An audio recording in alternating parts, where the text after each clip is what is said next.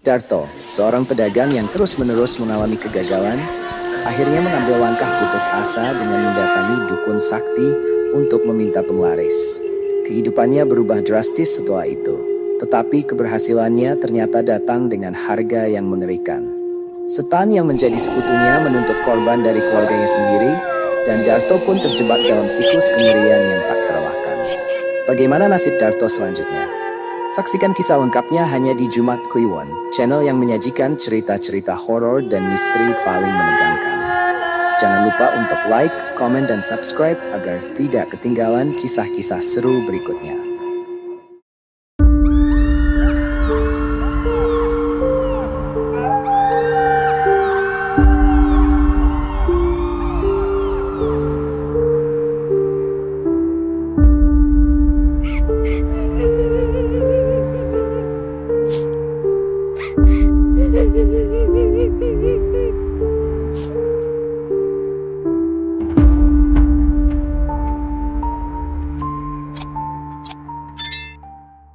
Darto adalah seorang pedagang sederhana yang sehari-harinya bergantung pada warung kecil miliknya. Namun, tak peduli seberapa keras usahanya, warungnya selalu sepi pengunjung. Hatinya mulai gundah, terlebih saat melihat para pedagang lain yang justru semakin sukses. Setiap hari, Darto menatap warungnya yang semakin menurun pendapatannya. Stok barang menumpuk, sementara pembeli semakin jarang datang. Keputusasaan menguasai hatinya, dan di tengah kegalauan itu, seorang teman lama datang dengan sebuah tawaran. Temannya berkata, "Kalau kamu mau warungmu ramai, coba datang ke dukun yang aku tahu. Dia punya penglaris yang sakti." Awalnya, Darto menolak dengan halus. Ia masih memiliki iman dan keyakinan bahwa rezeki datang dari Tuhan. Namun semakin hari hatinya semakin tergerus oleh kegagalan yang ia alami. Di saat-saat penuh kegelapan itu, bisikan temannya terus terngiang di kepalanya. Akhirnya, dengan rasa putus asa yang mengalahkan logikanya, Darto memutuskan untuk menemui dukun sakti tersebut. Di sebuah gubuk terpencil di pinggiran desa, Darto bertemu dengan dukun yang terlihat tua dan menyeramkan. Mata si dukun menatap tajam seolah menembus jiwa Darto. "Aku bisa membuat warungmu ramai," ucap dukun itu dengan suara serak yang penuh keyakinan.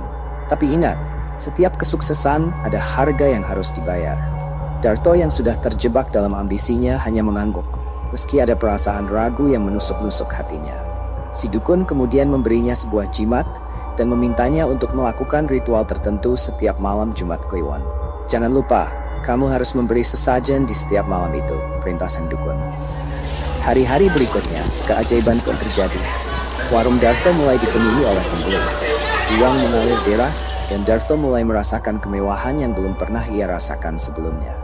Temannya yang merekomendasikan dukun tersebut pun memuji keberhasilan Darto. Namun, semakin sukses usahanya, semakin kuat pula dorongan dari stan yang bersekutu dengan Darto melalui penglaris itu. Malam Jumat Kliwon berikutnya, Darto melakukan ritual seperti yang diperintahkan. Namun, entah kenapa, malam itu ia merasa ada sesuatu yang berbeda. Sesajen yang ia taruh tampak tersentuh, dan suara lirih terdengar di telinganya. Saat Darto berbalik, ia melihat bayangan hitam melintas di pojok ruangan. Perasaan takut mulai merayapi dirinya.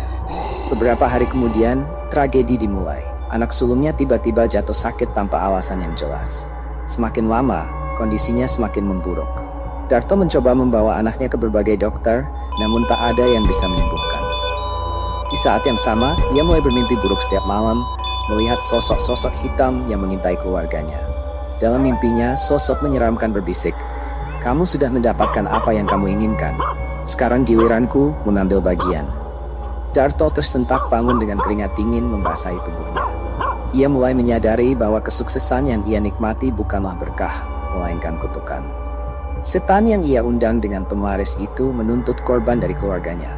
Ketakutan Darto memuncak ketika suatu malam ia menemukan anaknya yang sakit menjerit-jerit kesakitan, seolah ada kekuatan tak terlihat yang merenggut hidupnya.